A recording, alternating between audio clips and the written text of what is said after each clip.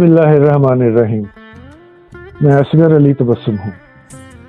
برِ صغیر کی ریاستوں میں ریاست بہاولپور کے نوابوں کی شان و شوکت کے قصے دیو مالائی تاثر رکھتے ہیں۔ ریاست کے آخری والی نواب صادق ایک مخیر، خدا ترس اور رعایا پرور حکمران تھے۔ وہ ایک علم دوست نواب تھے۔ برِ صغیر میں جب مغل شہزادے اقتدار کے لیے آپس میں جنگ و جدل میں مصروف تھے تو نواب صادق اپنی ریاست میں تعلیم عام کرنے میں مگن تھے۔ انہوں نے بہاولپور میں صادق ایجرٹن اسکول قائم کیا، SE کالج بہاولپور بنایا۔ نواب صادق ریڈنگ لائبریری میں آج بھی کتابوں کا عظیم ذخیرہ جمع ہے۔ یہ نواب صادق جیسی اعلیٰ شخصیت کا فیض اور مشرقی پنجاب انڈیا سے آنے والے مہاجرین کی محنت کا ثمر ہے کہ آج بہاولپور کے صحرا میں گل و گلزار کی کیفیت ہے۔ جس خلوص سے انڈین پنجاب سے لٹ پٹ کر آنے والے مہاجرین کی بہاولپور کے مقامی لوگوں نے پذیرائی کی، وہ انسانیت کی تاریخ میں سنہری حروف سے لکھی جائے گی۔ سرائکی اور پنجابی بولنے والے آپس میں گھل مل گئے۔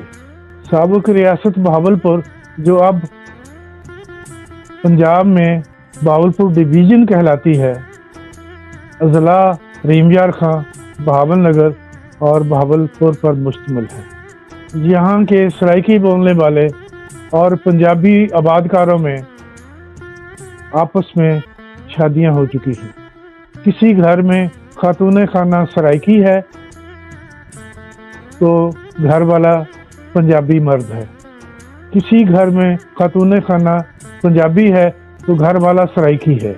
یہاں تک کہ اب بہاولپور میں سرائکی اور پنجابی کی تفریق تقریباً ختم ہو چکی ہے۔ 1984-85 میں NSV کے ریجنل منیجر کی حیثیت سے میری بہاولپور میں تعیناتی ہوئی تو میں یہاں کے لوگوں کی اپنائیت اور خلوص کی وجہ سے بہاولپور کا ہو کے رہ گیا۔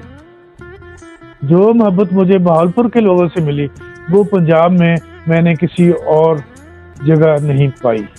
یہاں میں 5 سال قیام کے بعد ٹرانسفر ہو کر لائل پر چلا گیا تو میرا دل بہاولپور میں ہی اٹکا رہا۔ تقریباً 40 سال کا عرصہ بیت چکا۔ جب بھی بہاولپور کا کوئی ساتھی ملتا ہے تو دل پھڑک اٹھتا ہے۔ نواب صادق کا عوامی نوابی دور گزر گیا تو ہم نے پاکستان کے بہاولپور میں ممتاز پارلیمنٹرین سید تابش الوری اور سابق وفاقی وزیر احمد محمود کی دنیا نے بہاولپور میں ان دو شخصیات کی صاف ستھری سیاست اور پارلیمانی جمہوری وفاداری دیکھی۔ سید تابش الوری دیکھتے ہی دیکھتے بہاولپور کی ادبی اور سیاسی پہچان بن گئے۔ تابش الوری اقتدار میں ہوں یا اپوزیشن میں، سیاست میں ان کا کردار ہمیشہ مثالی رہا۔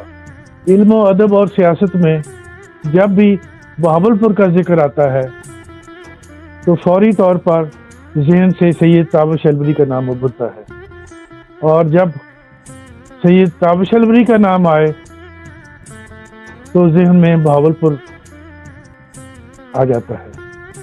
موجودہ دور میں سیاست اور معیشت میں اس قدر بگاڑ پیدا ہو چکا ہے کہ اب ہم اپنے مسلوں کو بھی یاد نہیں رکھتے۔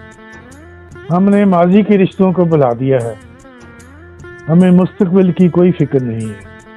ہم ایک مدہوش آدمی کی طرح حال میں ہی کھوئے رہتے ہیں، جس کی جڑیں ماضی کی جڑوں سے بالکل بھی جڑی ہوئی نہیں ہوتی، جس کے شگوفوں کا مستقبل کی بہاروں سے کوئی تعلق نہیں۔ ہم شارٹ کٹ تلاش کرتے ہیں، لانگ ٹرم پالیسیاں بنانے سے گریز کرتے ہیں۔ ہمیں قومی خدمت بھی وہیں سوچتی ہے جہاں ہمارا ذاتی مفاد ہو۔ بہاولپور کے لقدق صحرا میں خوبصورت زندگی اور بہاروں کا انحصار قدرتی طور پر دریائے ستلج کا پانی تھا۔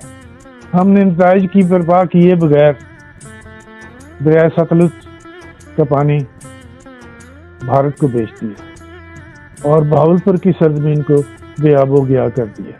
وقت کے ساتھ ساتھ بہاولپور کا زیر زمین پانی کم ہوتا چلا گیا۔ آج سے 40-50 سال پہلے بہاولپور کی فضا آلودگی سے پاک تھی اور زیر زمین پانی میٹھا تھا، ماحول خوشگوار تھا۔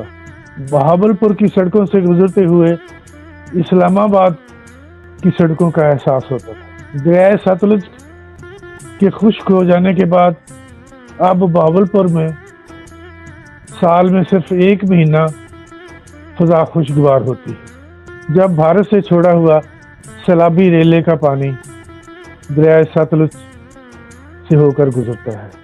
میں نے دیکھا کہ اب بہاولپور میں بھی فیصل آباد کی طرح جب بہاولپور کی خواتین وین والے کا انتظار کرتی ہیں جو روزانہ گھر گھر دروازہ کھٹکھٹا کر میٹھے پانی سے بھرے ہوئے کین سپلائی کرتا ہے۔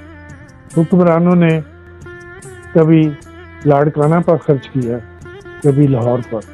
قیام پاکستان کے بعد بہاولپور میں کوئی شریف اور کوئی بھٹو نہیں تھا جو نواب صادق کے بہاولپور کو بھی کوئی اہمیت دیتا۔